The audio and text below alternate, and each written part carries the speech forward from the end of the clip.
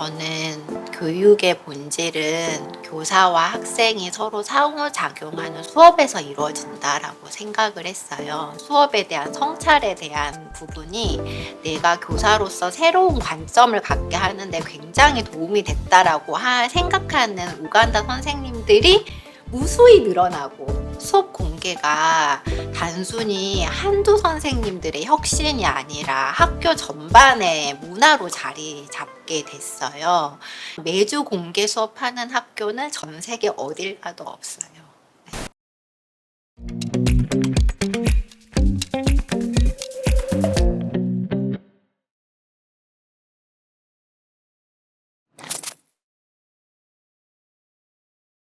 오랜 10년의 교육 사업 끝에 큰 의미가 있는 두 가지 상을 받았습니다. 하나는 국무총리 단체 표창이고, 하나는 KCOC 한 걸음 더 상인데요. 저는 KCOC 한 걸음 더 상이 의미가 있다고 생각하는 이유는 업계 동료들이 주는 상이라고 생각하기 때문입니다. 후원자님이 한 200명 정도밖에 안 되는 정말 초소형 단체지만, 이 업계의 중요한 일원으로서 목소리를 내고 실천하고 있는 단체다라는 거를 동료 단체인들 분들이 격려해 주시는 것 같아서 좋습니다. 호의는 모비스 에듀케이션이라는 말에서 나왔습니다. 저는 교육의 본질은 교사와 학생이 서로 상호작용하는 수업에서 이루어진다라고 생각을 했어요. 근데 그런 교사의 성장과 변화를 지원하는 단체나 프로그램은 아무도 없어서 내가 해야겠다 생각해서 호의를 시작하게 됐습니다. 제가 NGO 단원으로 케냐에 처음 갔던 게 2007년입니다. 그때 그 랜딜레 커뮤니티와 정말 깊은 관계를 맺게 되었는데, 랜딜레 커뮤니티의 한 어머니께서 저에게 꼬레아라는 이름을 주셨어요. 그래서 그 이름이, 그 마을의 이름인 코오에서 태어난 사람, 코오에 속한 사람이라는 뜻인데, 저는 한 번도 한국에서 내가 속한 사회와 공동체와 관계를 이루고 사회적 정체성을 형성한 적이 없었던 청년이었는데, 그 마을에 가서 오히려 아프리카에서 처음 나와 사회의 연결점을 느끼게 된 거죠. 그래서 그 마을의 문제가 곧 나의 문제로 생각이 됐고, 내가 외부자로서 할 수 있는 역할은 그 사람들이 성장하는 과정을 함께 가는 페이스메이커가 전부다라는 결론에 이르게 됐고, 그거를 가장 잘 할 수 있는 게 교육이고, 실질적으로 교사의 성장과 변화를 지원해주는 사업은 없으니까 해야겠다라고 생각했는데, 이렇게 어려울 줄 몰랐죠.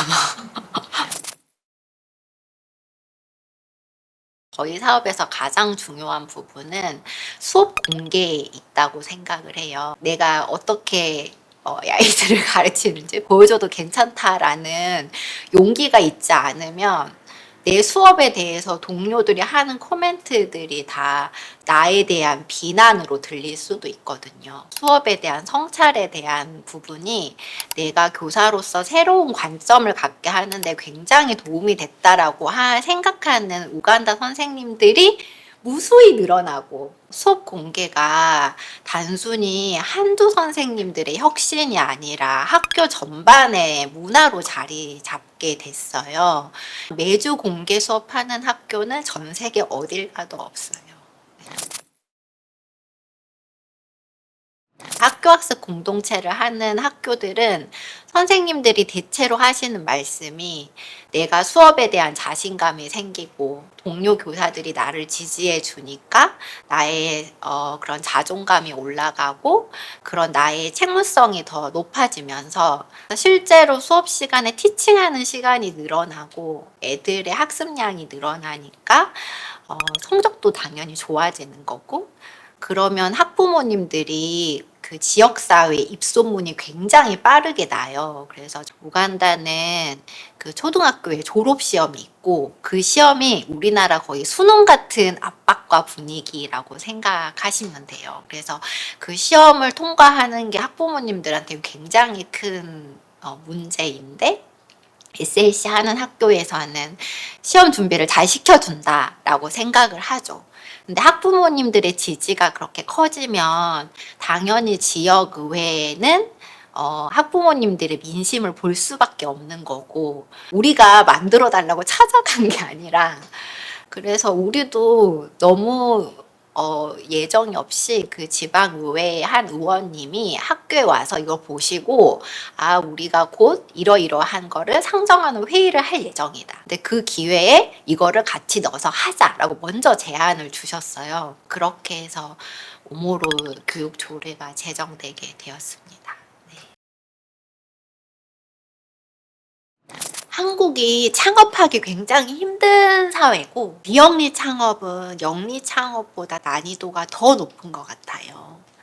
근데 이제 한국의 사회 문제를 푸는 거는 현장이 바로 눈앞에 있으니까 좀 더 얘기하기가 쉬운데 우리는 현장이 비행기 타고 하루를 가야 되는 멀리 있다 보니까 우리가 어떤 일들을 왜 하고 있는지 얘기하는 것 자체가 굉장히 어렵고 그럼에도 원칙은 지키고 싶었어요. 그러니까 예를 들면 제가 NGO 단원으로 가서 만났고 나에게 사회적 아이덴티티를 심어준 사람들이 불쌍한 이미지로 소모되는 게 저는 너무 싫었어요. 저는 항상 어려운 길을 선택해서 어려운 길을 끝까지 가려고 노력하고 그 과정에 항상 저의 모든 진심을 다 쏟았던 것 같아요. 물론 그래서 오늘 있겠지만 생존이 너무 어렵다. 저는 교육이 학교 건물이 아니라 선생님이 교실에서 어떻게 아이들을 만나는가에 있다고 생각하는 사람이고 특히 빈곤가정 아이들은 가정에서 이상적인 어른을 만나기가 굉장히 어려워요. 그러면 빈곤가정 아이들에게는 사실상 학교에서 만나는 선생님이 사회에 보통의 어른을 만나는 순간이거든요. 근데 왜 이렇게 중요한 선생님 문제를 국제기구 수준에서만 다루고 아무도 안 하는 걸까? 그게 너무 의문이고.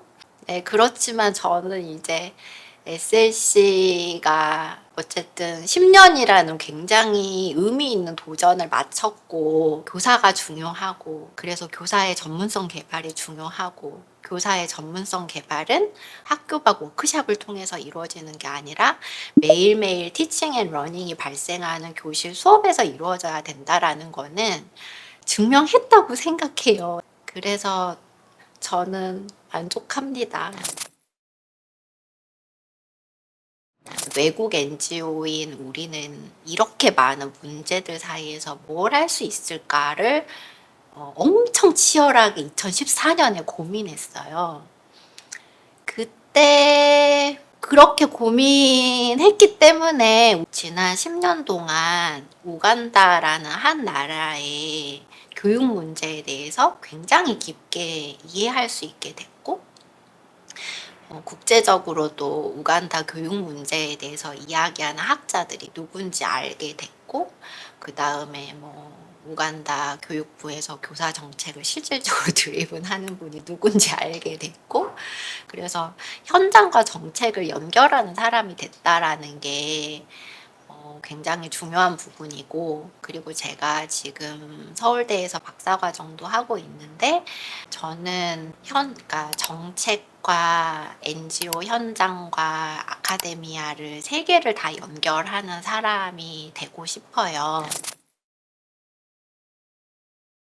아무도 나의 가능성을 믿어주지 않았던 그런 청년에서 국가가 저에게 두 번의 기회를 줬다고 생각을 하는데 첫 번째 기회가 NGO 봉사단원이 생긴 거고 그리고 ODA 사업을 하게 됐다. 그게 이제 두 가지 제 인생에 굉장히 큰 기회인 것 같아요.